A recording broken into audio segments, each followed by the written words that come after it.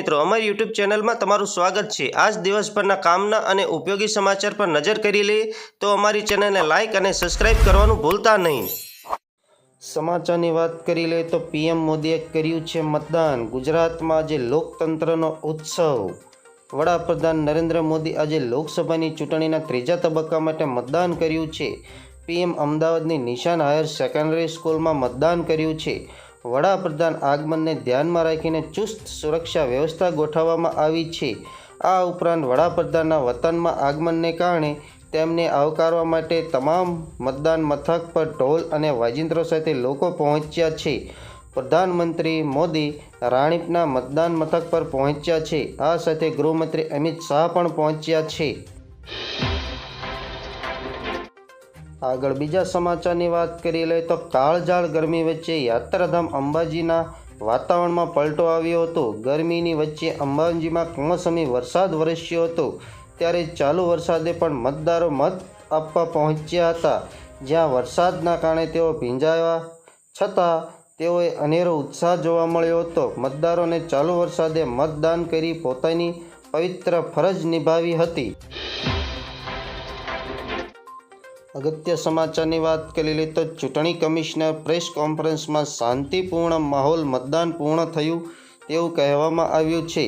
રાજ્યની 25 લોકસભાની બેઠક અને 5 વિધાનસભા બેઠક શાંતિપૂર્ણ માહોલના મતદાન પૂર્ણ થઈ ગયું છે।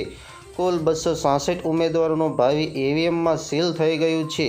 હવે 4 જૂને પરિણામ પર સૌની નજર રહેશે। મતદાન પૂર્ણ થયા બાદ ચૂંટણી કમિશનરે પ્રેસ કોન્ફરન્સ સંબોધીને માહિતી આપી હતી। મુખ્ય નિવારણ અધિકારી પ્રિય ભારતીએ જણાવ્યું હતું કે સમગ્ર રાજ્યમાં સવારથી જ શાંતિપૂર્ણ માહોલનું મતદાન થયું હતું। બીજા અગત્ય સમાચારની વાત કરી લઈએ તો ગુજરાતમાં ત્રીજા તબક્કાનું મતદાન પ્રક્રિયા પૂર્ણ થઈ ગઈ છે। વલસાડમાં સૌથી વધુ 68.12% મતદાન થયું છે, જ્યારે અમરેલી બેઠક પર સૌથી ઓછું મતદાન થયું છે। લોકસભા ચૂંટણી 2024ના ત્રીજા તબક્કા માટેનું મતદાન પ્રક્રિયા પૂર્ણ થઈ ગઈ છે। વલસાડ અને બનાસકાંઠામાં સૌથી વધુ મતદાન નોંધાયું છે, તેવામાં અમરેલી બેઠક પર સૌથી ઓછું મતદાન થયું છે। આમ તો અમરેલી આ બેઠક પર ભાજપના ઉમેદવાર તરીકે ભરત સુતરિયા અને કોંગ્રેસ ઉમેદવાર તરીકે જેની ઠુમ્મર મેદાને ઉતર્યા છે। બીજા સમાચારની વાત કરી લઈએ તો સોનું સસ્તું અને ચાંદી મોંઘી થઈ છે। 10 ગ્રામ સોનાની કિંમતે ઘટીને 71,488 રૂપિયા થઈ છે। ચાંદીની કિંમત 81,000 રૂપિયા પ્રતિ કિલોથી વધુ છે। ભારતીય બુલેટિન માર્કેટમાં આજે એટલે કે 7 મેના રોજ સોનું સસ્તું અને ચાંદી મોંઘી થઈ છે।